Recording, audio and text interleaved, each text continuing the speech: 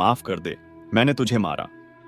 पर उसने कहा, कोई हर्ज नहीं, मैं अपना दंड भोग रहा हूं। लेकिन वह हंसा आज दोबारा। कारीगर ने फिर पूछा कि हंसी का कारण। उसने कहा कि जब मैं 3 बार हंस लूं। अब वह दोबारा हंसा इसलिए कि भविष्य हमें ज्ञात नहीं है। इसलिए हम आकांक्षाएं करते हैं जो कि व्यर्थ हैं।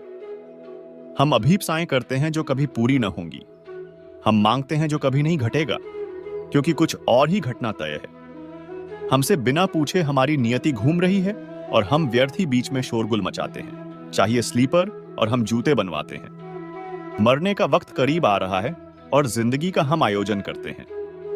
तो देवदूत को लगा कि वे बच्चियां, मुझे क्या पता भविष्य उनका क्या होने वाला है। मैं नाहक बीच में आया। अब ऐसे ही समय बीतता गया। अब तीसरी घटना घटी कि एक दिन 3 जवान लड़कियां आईं। उन तीनों की शादी हो रही थी और उन तीनों ने जूतों के ऑर्डर दिए कि उनके लिए जूते बनाए जाएं। एक वृद्ध महिला उनके साथ आई थी जो बड़ी धनी थी। देवदूत पहचान गया, ये वे ही 3 लड़कियां हैं जिनको वह मृत मां के पास छोड़ गया था। और तो ये तीनों बच्चियां गरीबी, भूख और दीनता और दरिद्रता में बड़ी होती। मां मर गई, इसलिए ये बच्चियां तीनों बहुत बहुत ही धन वैभव में, संपदा में पली। और अब उसकी सारी संपदा की ये ही 3 मालिक हैं और इनका सम्राट के परिवार में विवाह हो रहा है।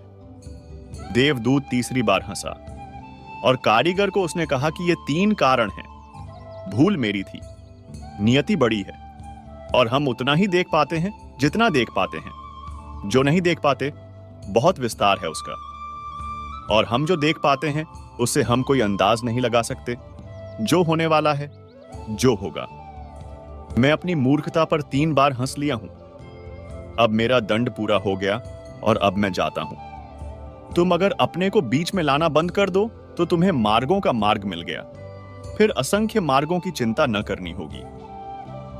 छोड़ दो उस पर। वह जो करवा रहा है, जो उसने अब तक करवाया है, उसके लिए धन्यवाद। जो अभी करवा रहा है उसके लिए धन्यवाद।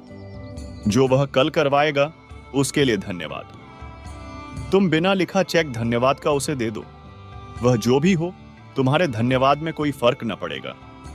अच्छा लगे, बुरा लगे, लोग भला कहें, बुरा कहें, लोगों को दिखाई जो भी दे दुर्भाग्य या सौभाग्य, यह सब चिंता तुम मत करना।